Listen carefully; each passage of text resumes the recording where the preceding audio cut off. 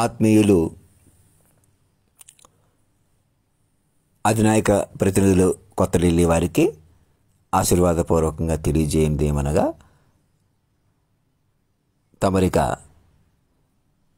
అరెస్టబుల్ position నుంచి బయటకు వచ్చి గవర్నర్ గారి ద్వారా మమ్మల్ని పట్టుకోండి. మీకు మీరుగా డిక్లేర్ చేసుకుని ఇతరులను కూడా పిలిచి ఆహ్వానించి డిక్లేర్ చేసుకోవడం వల్ల మాత్రమే మృతం నుంచి, యాంత్రికత్వం నుంచి బయటకు వస్తారు. అది సిస్టమ్. అది ఎలాగైనా కొందరు మంచోళ్ళు ఉన్నారు, కొందరు చెడ్డవాళ్ళు ఉన్నారు, నా వాళ్ళు ఉన్నారు, పరాయి వాళ్ళు ఉన్నారు. ఇంకా మనుషులుగానే ఉండి మనుషులుగానే నిర్ణయించుకోవాలి మనం. నువ్వు మనిషిగా తప్పు చేసావు, నేను మనిషిగా తప్పు చేస్తున్నాను, నేను మనిషిగా తప్పు చేయను, నువ్వే కరెక్టు, నేనే కరెక్టు, లేదా పలానా వాడే పెద్దవాడు, చిన్నవాడు, ఇవి చెల్లవు. ఇంకా ఆడవాళ్ళు కానీ మగవాళ్ళు కానీ, ఆది పరాశక్తి కానీ, ఎవరు భూమి మీద మహాశక్తులు ఆడవాళ్ళు కానీ మగవాళ్ళు కానీ వేరే ఎక్కడో ఉన్నాయి, ఇంకా ఎక్కడా లేవు. ఒక విచక్షణలో చేరారు కదా ఇద్దరును.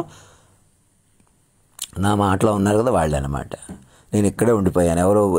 నేను రోడ్డు నుంచి వెళ్తుంటే నాకు ఎదురుగా ఇలా పోలీస్ కానిస్టేబుల్ ఇలాగ వెళ్ళటం, ఇలా రావటం లాంటి పనులు ఎందుకు చేస్తున్నారు, వాళ్ళని ఎవరు పంపిస్తున్నారు, వాళ్ళ వెనకాల ఎవరున్నారో, గవర్నర్ నుంచి ఈమెయిల్ రాకపోవడం ఏంటో ఒకసారి మీరు అందరూ కూర్చొని ఆలోచించుకోండి. ఎలాగన్నా మనిషిగా ఏం చేస్తాడో చూద్దాం. మనిషిగా ఏమీ చేయలేడు, అటు ఇటు అయిపోతాడు ఎవడైనా. మీరు కూడా మనుషులుగా ఏమీ చేయలేరు.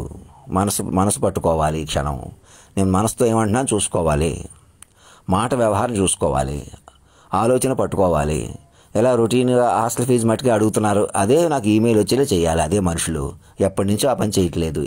ఎప్పటి నుంచో గవర్నర్ని మోసం చేయటం, ఫేస్బుక్ల ద్వారా, వాట్సాప్ ద్వారా మెసేజ్లు వెళ్ళకుండా రాకుండా చేయటం, కొందరు ముందుకు వస్తున్నానని కూడా అరెస్ట్ చేసేయటం, నానా ఇబ్బందులు పెట్టేయటం, రేప్ కేసులు, పాత హిస్టరీలు తెలిసేసుకుని నానా గొడవలు, అరాచకాలు చేసుకుంటూ ఇప్పుడు కూడా అలా చేయడం తప్పు కాదని కొంత కూడా రియలైజేషన్కి రాకుండా ఎంతోమందిని మోసం చేయడమే మాకు పైచేయిగా ఉందనుకోవటం, రాజకీయ నాయకులు అందరూ సహకరించడం, మీరు మాట్లాడకపోవటం, గవర్నర్ మాట్లాడకపోవటం, గవర్నర్ వినకూడదంటే వెంటనే మానేసేయటం, కృష్ణారెడ్డి గారు లాంటి వాళ్ళు ట్విట్టర్ మీదకి వచ్చి ఏదో మెసేజ్లు పెట్టడం, మాట్లాడితే పోలీస్ ఆఫీసర్లు గ్రేట్ జాబ్ చేశారని ఒకళ్ళని ఇద్దరు ముగ్గురిని కాపాడుకుంటూ అదొక మాయలోకంలో సంచరించడం.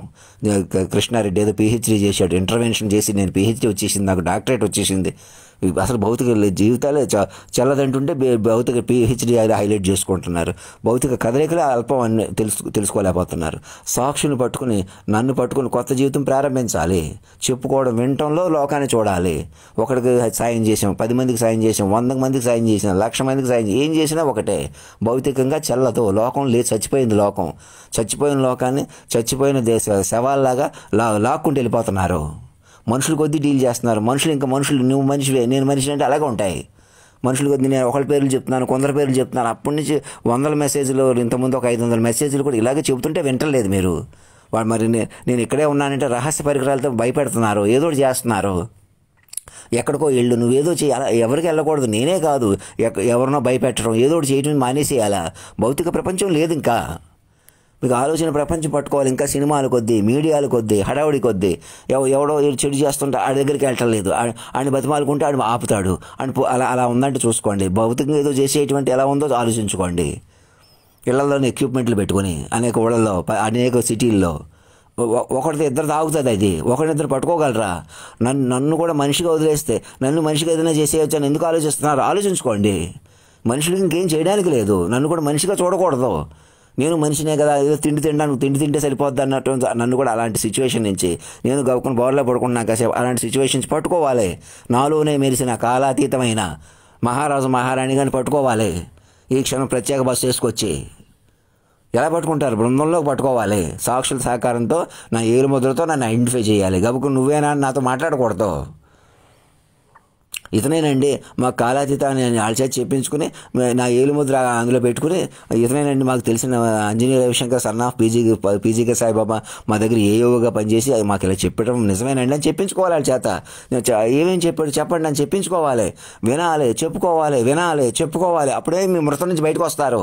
ఇంకా మేము తెలివైన వాళ్ళం, బలమైన వాళ్ళని మీడియాలు కొద్దీ రాధాకృష్ణ, నరేంద్ర చౌదరి లాంటి వాళ్ళు ఎవరెవరు నేను వాళ్ళు ఇద్దరు మీడియాలకు పేర్లు కూడా పెట్టాను. వాళ్ళ మిస్సెస్ రమాదేవో రమాప్రభ అని పేరు కూడా చెప్పాను, పద్మావతితో పేర్లు కూడా చెప్పాను. నాకు అప్పుడు తెలియకుండానే, అప్పుడు ఇంకా వాళ్ళు ఛానల్ పెడదామని ఆలోచన కూడా చేయలేదు. అలాంటి వాళ్ళు ఇప్పటికీ ఆలోచించుకోకుండా ఆ తర్వాత TV5 రాజగోపాల్ నాయుడు గురించి కానీ, ఇంకోళ్ళ గురించి కానీ, అందులో వచ్చే కార్యక్రమాల గురించి కానీ, ఐ న్యూస్ కానీ, ఇంకా అనేకుల గురించి ముందే చెప్పడం జరిగింది. అలాగే కేవలం ముందే చెప్పడం కాదు, అణువున నా చేతిలో ఉందనే తీరులో చెప్పాను. ప్రత్యేకంగా వీళ్ళ గురించి చెప్పలేదు. ఇవాళ రిపబ్లిక్ ఛానల్ గురించి కానీ అన్ని మంచి ఒకళ్ళొకళ్ళు నిందలు వేసుకుంటూ పలానా మంచి ఛానల్ చెడు ఛానల్ అనుకుంటూ ఇలాంటి అనేక వస్తాయి. ఇలా మోసాలు చేసుకుని అరాచక శక్తులే మారిపోతారు నన్ను పట్టుకోకపోతే అని అప్పుడు చెప్పాను. ఇప్పుడు కూడా మేము అలా కొనసాగుతాం. మేము బాగానే ఉన్నాం. ఇంకా రాజకీయాలు చంద్రశేఖరరావు తెలివైనవాడు, చంద్రబాబు నాయుడు బొమ్మల్లా కూర్చోబెట్టుకుని బ్రోకర్లా అనేక మోసాలు చేస్తున్న అదల్లో ఉంది. చంద్రబాబు నాయుడు చేతిలో లేదు, చంద్రశేఖరరావు చేతిలో లేదు, జగన్మోహన్ రెడ్డి చేతిలో లేదు, ఇంకో అపోజిషన్ చేతిలో లేదు, ఎవరి చేతిలో లేదు. ఎవరు ఏమి చేయలేరు. మళ్ళీ బీజేపీ సోము వీర్రాజు బీజేపీ నడిపి ఆయన మళ్ళీ రైతును రాజుని చేస్తాను అంటే నేను ఆల్రెడీ మహారాజునై ఉన్నాను. మనసున్నవాడే మహారాజు. ఇంకా రైతుల దగ్గర, సైనికుడి దగ్గర, అడుక్కునేవాడి దగ్గర, పేదవాడి దగ్గర ఇంకా అలా లేరు. ఇంకా మనుషులే చాలా పెద్దవాడు, ఎవరో పెద్దవాడు అయిపోయాడు, లేకపోతే ఒక వ్యక్తి టీ అమ్ముకున్న ప్రధానమంత్రి అయిపోయాడు, ఎవరో దళితుని దేశ అధ్యక్షుని చేసాం, ముస్లింని దేశ అధ్యక్షుని చేసాం, చాలా చిన్నవాడిని దేశ అధ్యక్షుని చేసాం, చాలా పెద్దవాడు దేశ అధ్యక్షుడు అయ్యాడు. ఇంకా అన్నీ అయిపోయారు. ఇప్పుడు ఎవరు మిగిలారు? మనసున్న మహారాజు మహారాణి గారు ఒకరే మిగిలారు. ఆయనలోనే మహారాణి కూడా చేయలేని తీరే పట్టుకోవాలి. ఇవాళ దుర్గాష్టమి రోజు అష్టమి ఈ అష్టమి అని టైం వేస్ట్ చేసుకోకండి. ఏ పండుగతో పాపంతో సంబంధం లేదు. విఘ్నేశ్వరుడు అయిపోయింది, దుర్గాదేవి పండుగ వచ్చింది, రేపు ఇంకో పండుగ వస్తుంది, రేపు యేసుప్రభు పండుగ వస్తుంది. ఎన్ని వేస్ట్గా మీరు భౌతికంగా ఏమీ లేదు, రెప్పపాటు ఏమీ లేదు. మాట్లాడుతూ పోలీస్ ఆఫీసర్ గారులని ఒకళ్ళు పొగుడుకుంటూ చిన్న ఫోటోలు పెట్టుకుంటూ టైం వేస్ట్ చేస్తున్న ఇద్దరు డీజీపీలకి, తెలుగు డీజీపీలకి అందరికీ నన్ను పట్టుకుని అధినాయక ప్రచారకులకు ఎందుకు మారిపోవాలి, అవేర్నెస్ అండ్ రీహాబిలిటేషన్కి ఎందుకు మారాలి, ఆ కోణంలో చూడాలి లోకాన్ని. వ్యక్తులుగా ఏదో చేయకూడదు, వ్యక్తులుగా నేరస్తులను పట్టుకోకూడదు, అరెస్టులు చేయకూడదు, కోర్టులో జ్యూరిస్డిక్షన్ లేదు, ప్రాసిక్యూట్ చేయకూడదు ఎవరిని కూడా. మామూలు మనుషులుగా చిల్డ్రన్గా నన్నే కాదు ఎవరిని ప్రాసిక్యూట్ చేయకూడదు. నన్ను పట్టుకుంటే వస్తుంది మీకు అందరికీ. లేకపోతే నన్ను మనిషిగా చూస్తూ మీరు మోసాలు పెంచుకుంటూ తమాషా చేసుకుంటూ ఆయన ఏమన్నా తగ్గించేసాం, కొట్టేసాం కాబట్టి ఇంకెందుకు మేము ఇలాగే ఉంటాం, ఇప్పుడే చేసేద్దాం. ఇప్పుడు కూడా ఇలాగే ఉంటున్నాడు, ఎవరో నలుగురు పేర్లు చెప్పుకుంటూ ఇక్కడే ఉంటున్నాడు అని చిన్నపిల్లలాగా ఏడాకోళం చేసుకుంటే చిన్నపిల్లలోనే చేస్తాం. సాక్షులు ఎవరు వద్దంటున్నారు, వాళ్ళు పెద్దోళ్ళు, చింతపండు అది అమ్ముకొని అక్కడే ఉంటారు వాళ్ళు. నేను ఎలాగే తమాషా చేసేయమన్నారు, నేను సబార్డినేట్గా తక్కువగాను ఎప్పుడైతే దండం పెట్టావు అప్పటి నుంచి దాన్ని తొక్కేయటమే మా చేతిలోకి వచ్చేసింది. ఇక్కడే ఉండిపోతున్నాడని ఏడాకోవడం చేసుకుంటూ తమాషా చేసుకుంటూ నన్ను ప్రత్యేక బస్సు వేసుకున్న కేసీఆర్ కూడా నా దగ్గరికి వచ్చితే పట్టుకోగలరు. వీళ్ళందరూ మారిపోయి సాక్షులతో సహా. లేదా గవర్నర్ వచ్చినా గవర్నర్ ప్రత్యేక బృందం పంపినా సరిపోతుంది. నేను పంపిన ఈమెయిల్స్ ఇంకా చేరలేదు, లెటర్ పంపలేదు, ఇది బయటకు రాలేదు, లోపలికి రాలేదు, పాత డ్రెస్ వేసుకున్నాను, కొత్త డ్రెస్ వేసుకున్నాను. నేను వేసుకుందామనే డ్రెస్ తాత్కాలికం. అది నేను ఇక్కడ వేసుకున్న నా రూపం అపురూపం. మీరు దేవతలు ఒంటికాల మీద తపస్సు చేసినా నన్ను చూడలేరు. అలా మీరు నన్ను చూడాలంటే మీరు మిమ్మల్ని మీరు పవిత్రీకరించుకోవాలి. చెప్పుకుని వినడం వల్ల అలాంటి వాతావరణంలో మాత్రమే నన్ను చూడగలరు. అంతేగాని నేను అప్పుడు కూడా కనపడితే అప్పుడు చూస్తే తమాషా కాదు, ఏడాకోవడం కాదు, మనుషుల కొద్దీ తమాషా కాదు. మీరు ఎవరెవరిని వేధిస్తారో మా నేటివ్ ప్లేస్ నరసాపురం దగ్గర నుంచి ఇంకెవరైనా అనేకలు మోసం చేసిన వాళ్ళని, అరెస్ట్ చేసిన వాళ్ళని, చంపేసిన వాళ్ళని, చచ్చిపోయిన వాళ్ళు తిరుగురారు. ఉన్న వాళ్ళని మీరు ఒకళ్ళు గౌరవించుకొని మా నుంచి బయటికి రావాలంటే చంద్రబాబు నాయుడు, చంద్రశేఖరరావు, జగన్మోహన్ రెడ్డి అందరూ సరెండర్ అయిపోయి కొత్త వాతావరణం రావాలి. పండితులు మేధావులు చెప్పుకోవాలి. గరికపాటి నరసింహరావు జ్ఞానం లేకపోతే బుద్ధి లేకుండా నేను ఏమన్నా చూసుకోకుండా అందరికీ చెప్పడం ఎందుకు? అదేమైనా అడ్వర్టైజ్మెంటే? వాడికి ఒకటిగా గొప్పతనం వచ్చేసేయాలని పిచ్చి చెప్పేయడం. కానీ ఏమంటున్నాడు? ఎవరైనా ఎక్కడికక్కడ ఏమంటున్నారో చూసుకోవాలి మొదట. ఏమైనా హితబోధలు అవి చెప్పే బదులు మీరే గురువుల్లో కూర్చుని చెప్పేయడం కాదు.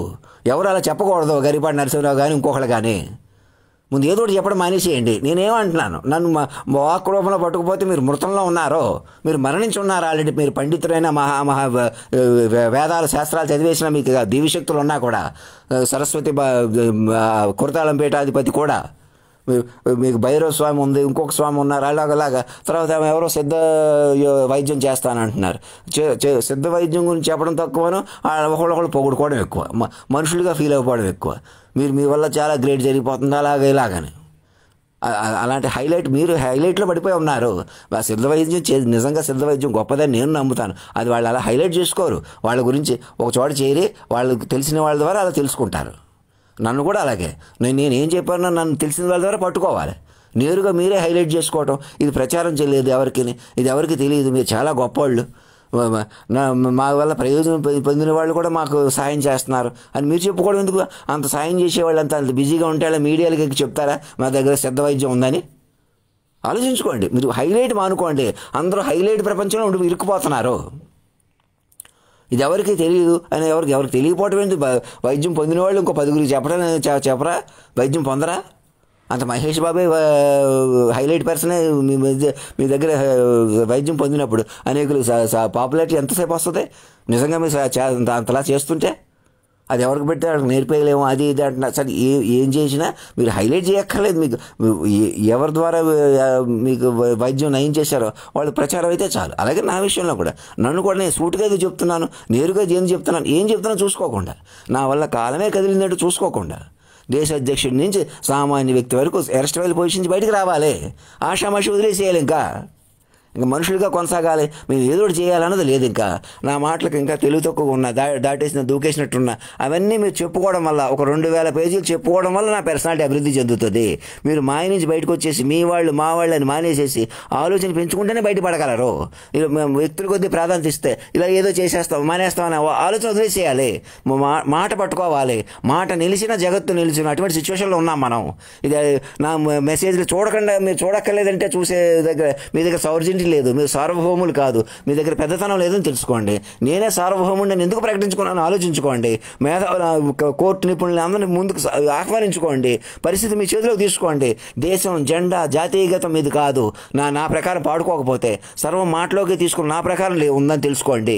నన్ను తమాషా చేయటం, రెచ్చిపోవడం, రెచ్చగొట్టుకోవడం, నన్ను మనిషిగా చూడటం, నా మనుషులు ఏదో చేయటం, ఇక్కడే కూర్చుని ఇలా 4 పేర్లు చెప్పుకుంటూ కూర్చుంటున్నాడు అని ఏడాకోళం చేయటం, వాళ్లే తమాషా చేసుకుంటూ కూర్చోవడం, కానిస్టేబుల్ని వ్యక్తులను ఉపయోగించుకుని మొత్తం సీక్రెట్ నెట్వర్క్ అంతా అలాగే ఉండిపోతాం అన్నట్టుగా. ఏ సీక్రెట్ నెట్వర్క్తో అనేకలను అరెస్ట్ చేసి మోసాలు చేసి ప్రతి ఊళ్ళో మోసం చేస్తున్నారు. ఏకకాలంలో మారిపోవాలి అని చెబుతుంటే 2 ముఖ్యమంత్రిని ఎలక్ట్ చేయకుండా, మేధావులను ఎలక్ట్ చేయకుండా, సాక్షులు ముందుకు తీసుకోకుండా, 1000 పేజీలు చెప్పుకోమంటున్నాను అలా చెప్పుకోకుండా మేము ఏదో చేస్తాం చేయలేరు. అలాగా నన్ను కూడా సామాన్యుడు చూసుకుంటే నన్ను సామాన్యుడిగా వదిలేసుకున్నంతకాలం మీరు పాప నుంచి బయటికి రాలేరు. నన్ను ప్రత్యేకంగా ఈమెయిల్ పంపితే చాలు. ఈమెయిల్ కూడా పంపలేదు ఇప్పటికొచ్చి. నేనే ఇలా ఉండిపోయాను. నేను ఉండిపోవట్లేదు, మీరు అలా వదిలేస్తున్నారు. నన్ను మనిషిగా చూసుకుని మీరు మనుషులుగా రెచ్చిపోవడమే ప్రమాదకరం. పెద్దోళ్ళైనా చిన్నోళ్ళైనా ఎవరైనా నన్ను మనిషిగా చూడటం, ఇంకొకరిని మనిషిగా చూడటం, మీరు మనుషులు అనుకోవడం లేదు. ఇంకా చెల్లది కది. నేను మనిషిని కాదు, మీరు మనుషులు కాదు. దేశ అధ్యక్షుడి నుంచి సామాన్యుల వరకు మారవలసిన మార్పు అది. అందుకే అరెస్ట్ వైల్ పొజిషన్ నుంచి బయటకు రండి అని ఎందుకు పెట్టాను ఆలోచించుకోండి. ఈ క్షణం ముందుకు రండి. ఏదో ఆలోచించకండి. నన్ను పట్టుకుని నా మీద చెప్పుకోవడమే ఆలోచన. కృష్ణారెడ్డి అందరికీ చెబుతున్నాను, డీజీపీలు ఇద్దరికీ కూడా మీరు అలర్ట్ అవ్వాలి. లోకం మీద పోలీస్ కానిస్టేబుల్ కొద్దీ ఏదో కాపాడారు, పోలీస్ ఆఫీసర్ గారు సేవకుల్లా ఉండవలసిన ఆఫీసర్లను పొగుడుకోవటం, తమాషా చేసుకుంటూ ట్విట్టర్ మీద మిమ్మల్ని మీరు మోసం చేసుకుంటూ. ఎవరు అసలు మణిబాబు అంటున్నారు, మణిబాబు లాంటి వాళ్ళు చాలామంది ఉన్నారు. మా ఊరు నుంచి మోసాలు చేసుకుంటూ వస్తున్నారు. అప్పటి నుంచి మీ ఓపెన్ మెసేజ్గా ఎప్పటి నుంచో చెబుతున్నాను.